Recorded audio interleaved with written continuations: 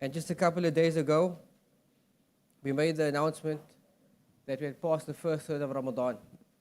This evening we make the announcement that we have reached midway Ramadan. And then in a couple of days' time, we'd have passed 2/3 of Ramadan. And then before you know it, we'll bid farewell to the month of Ramadan. And so, ayyuha al-ikhwa, it's upon each and every single Muslim to reflect over themselves. For the one who is sincere with regards to himself, to ask himself the question, has he attained the goal of the month of Ramadan? And as we know, the goal of the month of Ramadan is to attain taqwa. And the days is but a few numbered days. Ayyaman ma'dudat. And just like these days are a few numbered days, so are our days in this dunya, ayyuha al-ikhwa.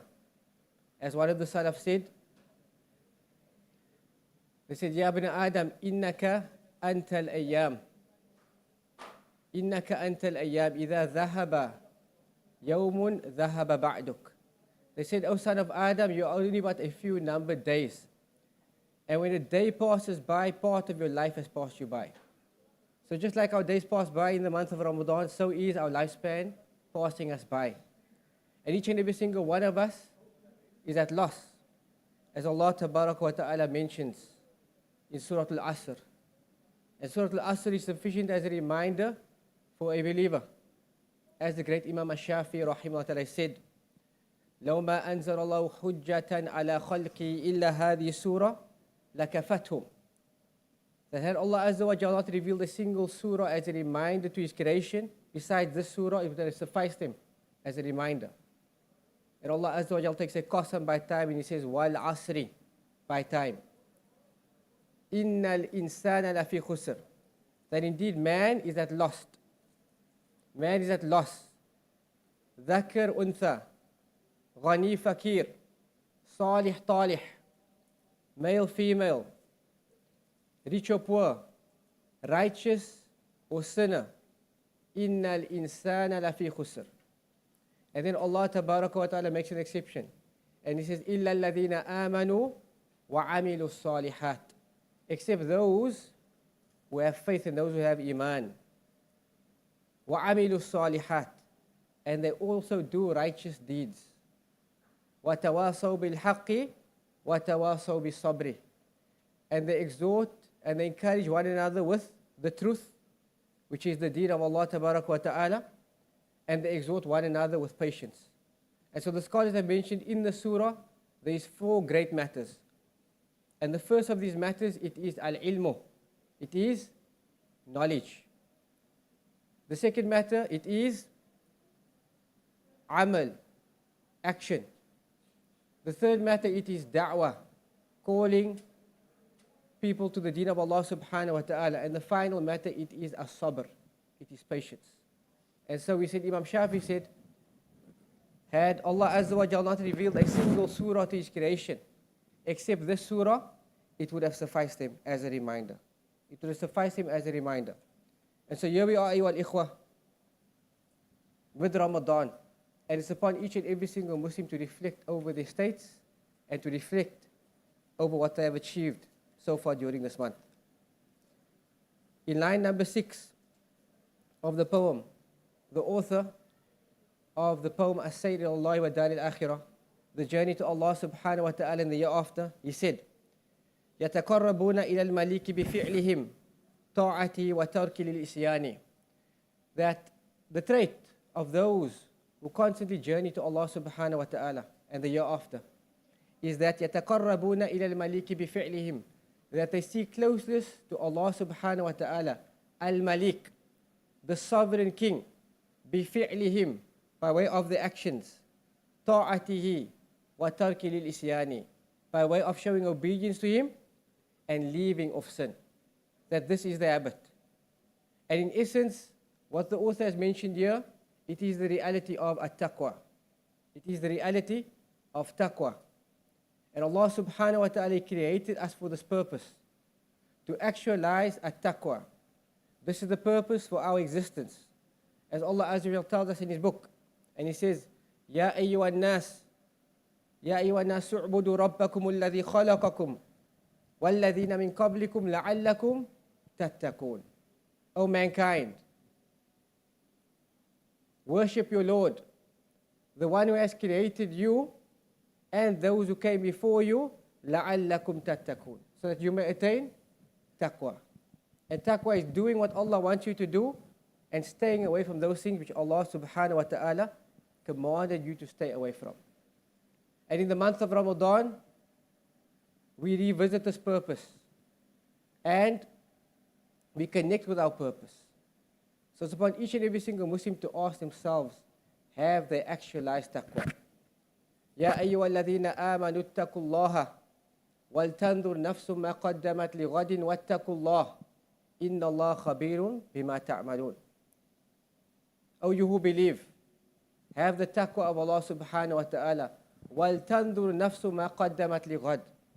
And that each and every single believer look what they have prepared for tomorrow.